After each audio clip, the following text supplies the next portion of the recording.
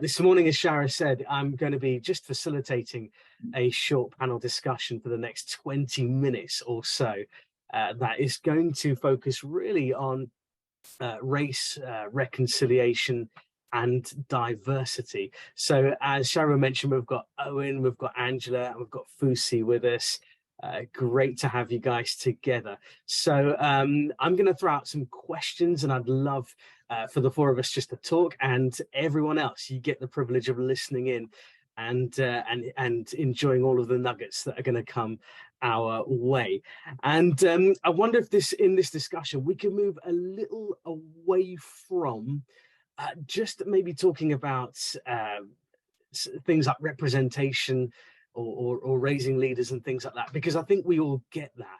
I wonder if we can focus really on reconciliation, the reconciliation part of race and diversity.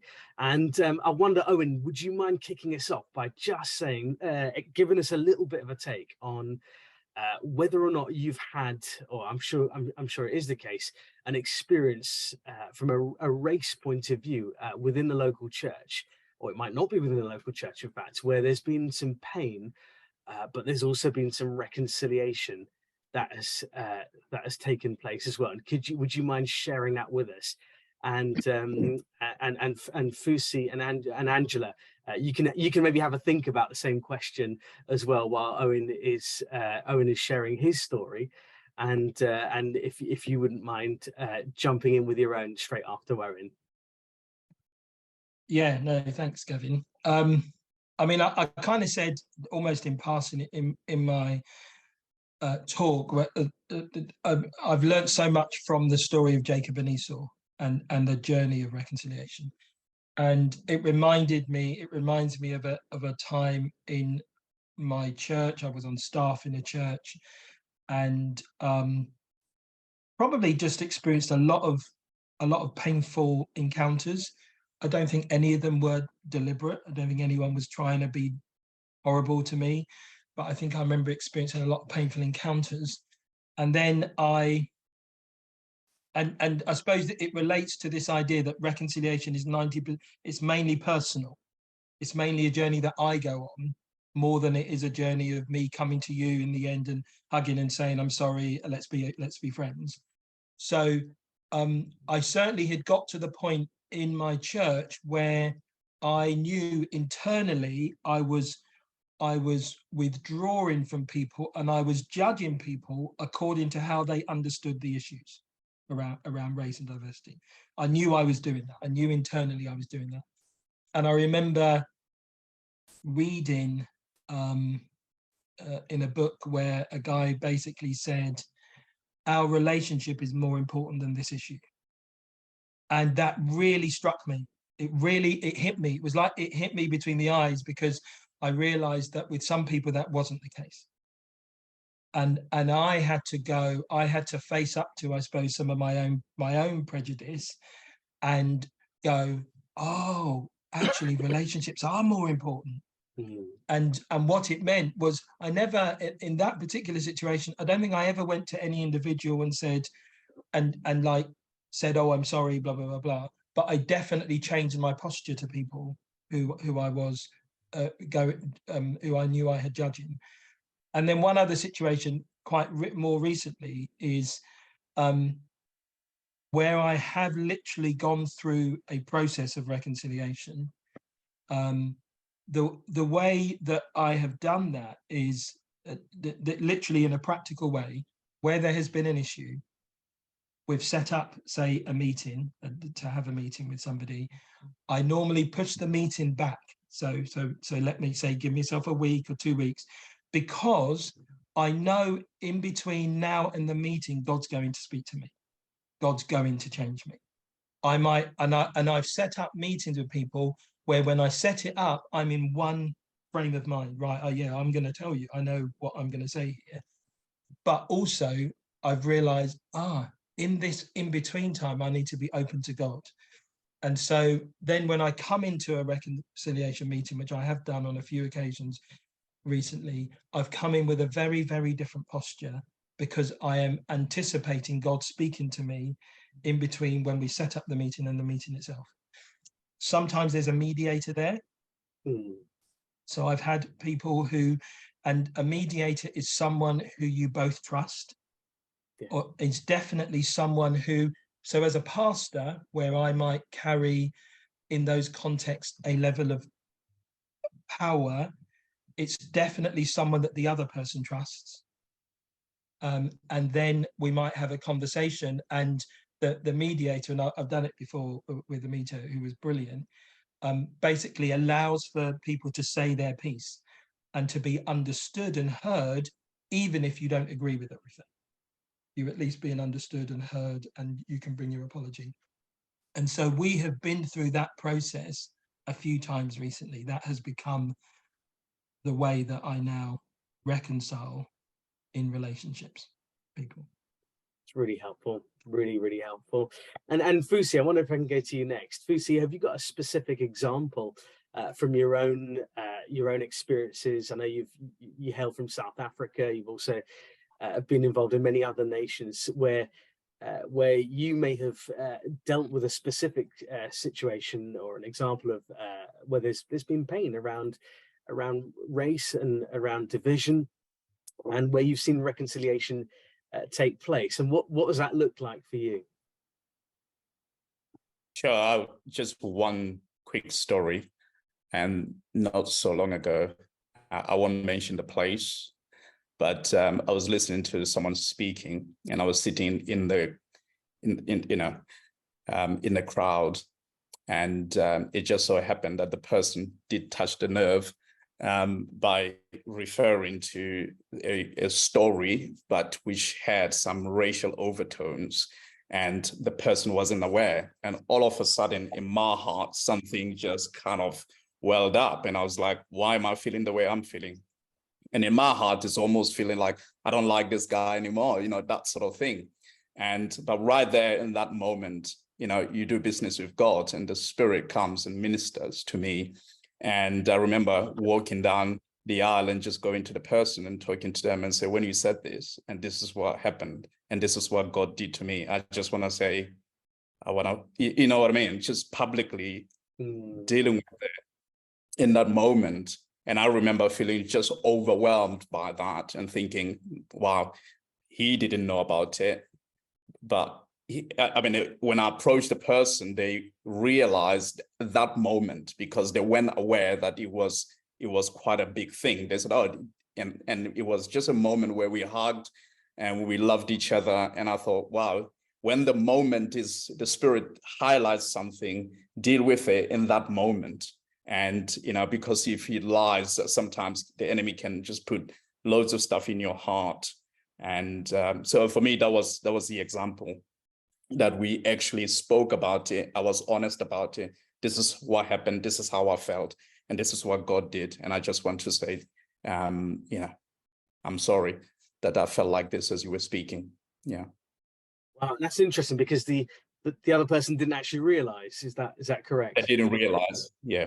But they realized afterwards, and they actually said, I'm sorry, I didn't realize that was the case. So it was just a matter of ignorance. Wow, that's fascinating. That's fascinating. And Angela, I wonder if I can go to you, because you've got so many stories of reconciliation, stories that I've heard, and I've also had the privilege of witnessing firsthand. And I wonder if you'd be up for sharing a story of when you've seen division around race, and then when you've seen reconciliation and what that's looked like. Well, I suppose for me personally, being a South African and growing up in that apartheid time, and then God kind of throwing me into among Black people, and I never knew that I was racist, even though I was South African. We didn't get our way to be racist, but then not understanding and keep on going back to God and saying, I don't get it. But then sitting with Black people and saying, how do I come across to you? And they told me. And I was like, whoa. But I didn't know how to change, And so I had to go before God over and over, say, please teach me, please show me, please show me. And slowly I just liken it to like a sardine can, those that you open from the top with a key. It's like God undid my mind and slowly showed me what was actually in my thinking. I think my biggest danger, which is an odd danger, is that once I realized what was happening, I got very cross with white people. And I would pray that I would wake up black because my shame. It's still something that I know can never happen, but it's still something that I would enjoy very much. And so I disliked white people. And because I would go into a township and people were suffering, and then go back into the white areas and people moaned, but the strawberries were popping out of their trolleys, you know, and so on. And it was just hectic. And then one day God spoke to me and said, no, I have to love each one equally, white and black. Otherwise he can't use me. He wants to use me as a bridge. And so I had to work on love for white people, funnily enough. And now, years later, I find I've still got to watch when I see racism, when I'm in a church context and I hear something, I have to watch my attitude and say, Father God, help, help. And I feel that until I die, I'm going to have to work on this. And I think that's for all of us. It's not just a, well, it's a once off and it's done. It is something one brings back to God over and over so that one keeps clean with him, because we're so easy to judge these things. Yes, so I feel we've got to bring ourselves to him. And we can try, we can be in conferences, listen to things, we can read books, but until we come to him and say, Lord, you need to change me. Do something in my mind, change my heart. It's very difficult. And we think we've changed. And then God allows something to happen. You think, whoa, look where the thoughts have sprung up, you know. So reconciliation is an ongoing process. I, as a white person, have to come to God regularly to say, clean me up, sort me out. It's not I haven't arrived by any means. Wow, thank you so much. Thank you. I wonder if I can open up the question to the three of you, and you can jump in and just answer, and then hopefully that can sort of stimulate some further conversation. So I'm not going to point it in any one direction. So just jump in as you see fit. But just in terms of New Frontiers, so not comparing it to other movements or denominations, what have you observed in the area of reconciliation, and what are we doing? Are we doing it well? And also just just what do you feel the Holy Spirit's doing as well in this moment for New Frontiers in terms of reconciliation? Where's the emphasis? So I'm going to open that out, and whoever wants to go first can go.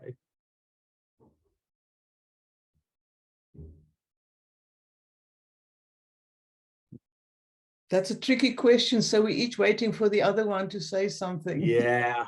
If you're an introvert, then you'll probably need to think for a moment, which is completely fine.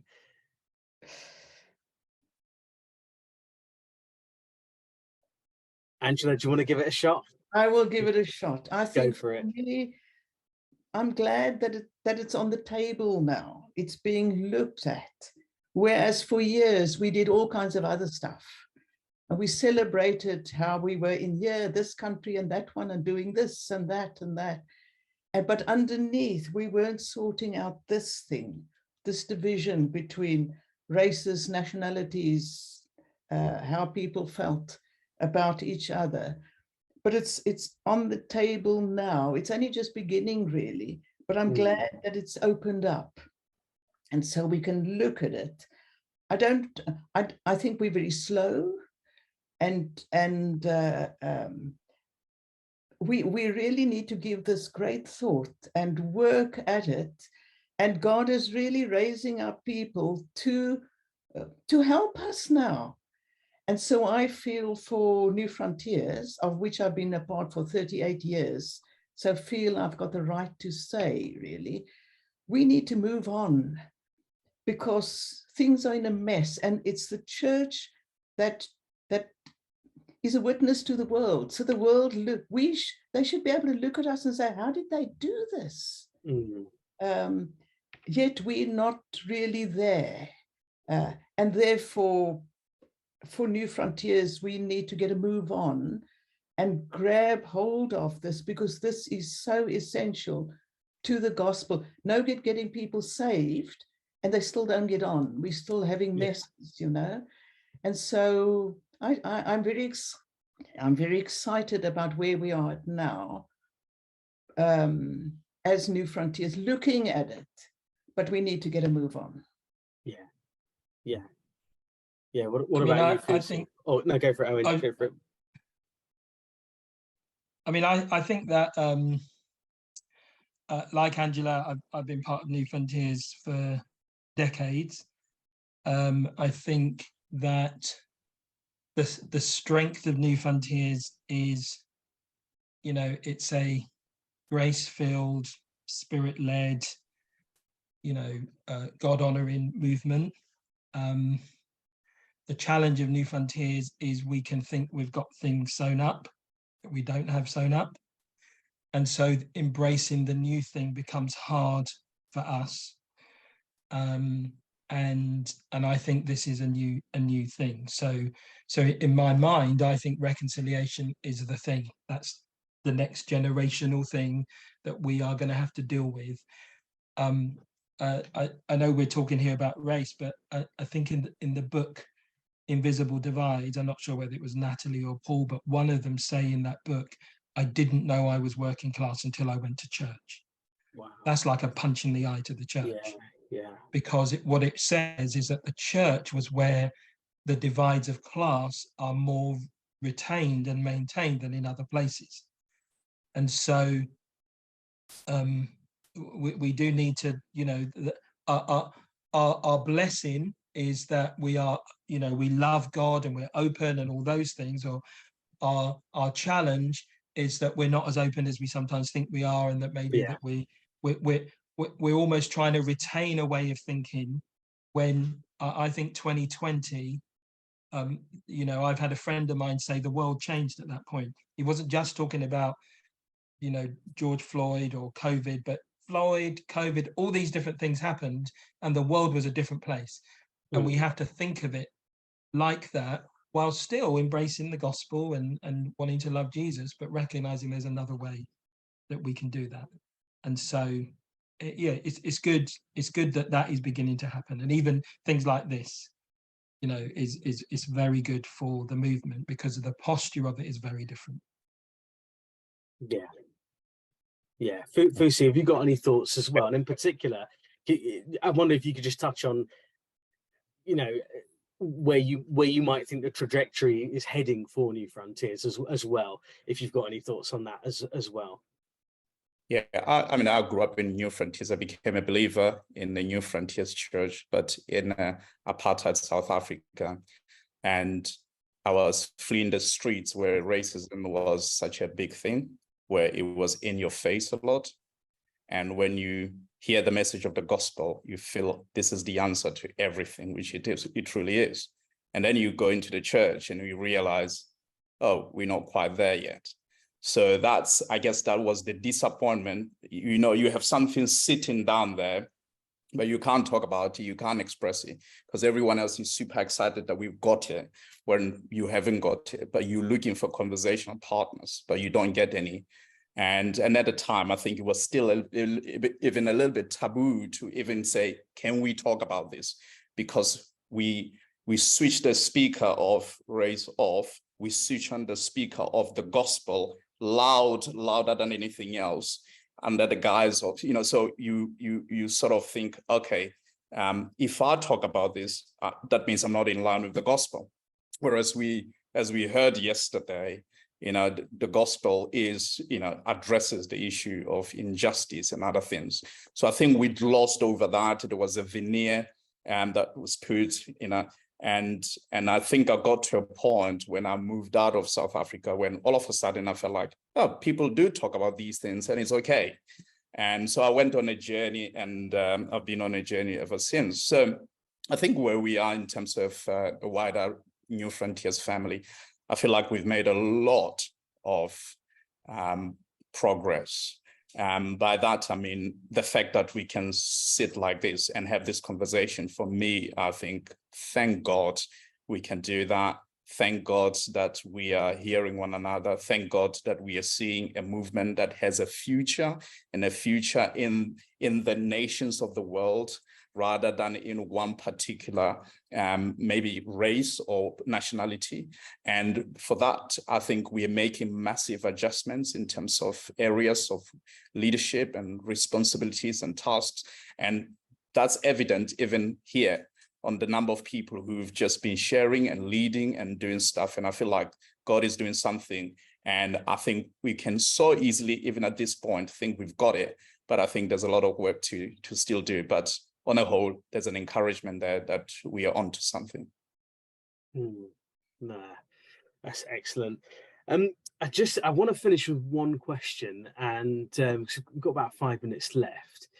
And it's a bit of a tricky one, but it's one that's close to my heart. And I think it really came up post George Floyd in my own church and with other church leaders who I spoke with, and that is really the generational differences in approach to reconciliation.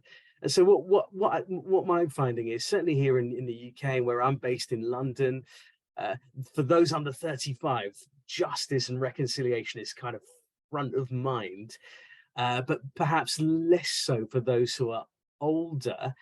And one of the most fascinating things that I observed, certainly around George Floyd, was even within the same family, a mother or father saying, look, don't rock the boat on this issue. Let's not talk about it, or let's not stir things up. Whereas, the young son or daughter in the same family, in some cases, are like, this is a big, this is massive, and we need to do something, and we need to, we need to, have more conversations about this.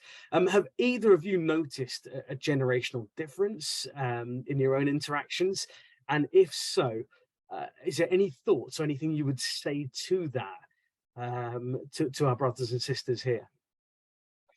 Yeah, I mean, if I just quickly speak into that, because I'm married to Pauline. Pauline's English. We've got 3 mixed race daughters who are all in their 20s. And the whole George Floyd thing, I really heard through them. So it came on social media. I didn't see it, but it was my daughters who brought it to my attention. And that was, and so the generational thing, I've got my daughters, and particularly 2 of them who live in London, who would be very, like you've described, very strong on wanting these issues to be talked about and everything. And then actually not far away from me lives my dad, who's of a different generation. And my other daughter, my eldest daughter, is a policewoman. And so we've had some really interesting conversations in and around our house. And then also after George Floyd, I've had young people reach out to me, younger adults really, who were becoming disillusioned with the church because they couldn't connect no longer with what their pastor was saying.